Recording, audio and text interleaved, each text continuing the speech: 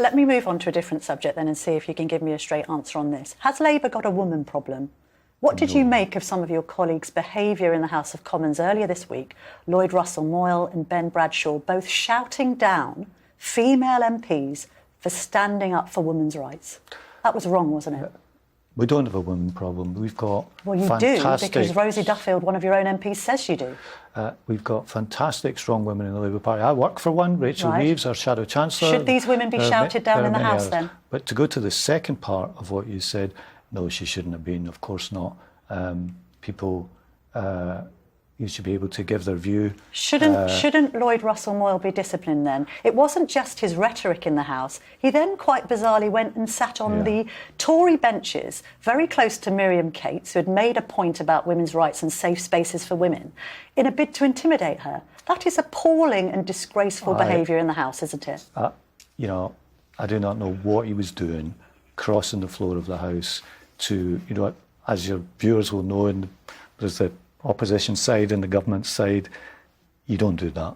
I don't know what he was doing. What should happen to Mr Russell-Moyle then? Well, I think it was wrong what he did. I mean, party discipline's not my, you know, it's above my pay grade. But what would you advocate?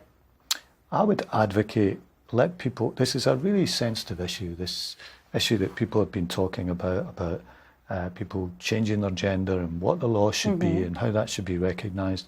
There are really strong views on it. What I would advocate here is let people give their views. Let's not be cruel or mean to anyone in this debate, and let's try and work through what is... I think Russell-Moyle was actually cruel and mean. On Rosie Duffield, is it transphobic to say that only women have a cervix?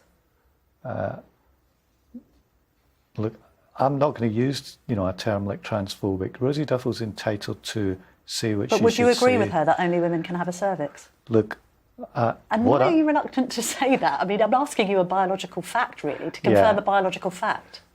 Look, of course that's the case, but there's the reason this is in politics at the moment is we've got a Gender Recognition Act which recognises that for some people, during the course of their life, they will want to change their gender. But are you comfortable with 16-year-olds choosing their own gender? No, we've said we're not comfortable with that.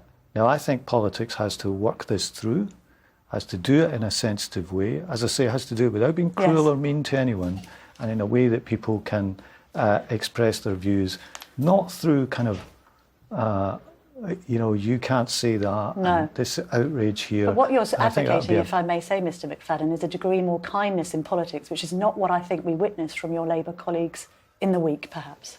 Is that fair to say? Fair to conclude on that note? I'm always for kindness in life. Yes. Well, thank you very much for coming into the studio today.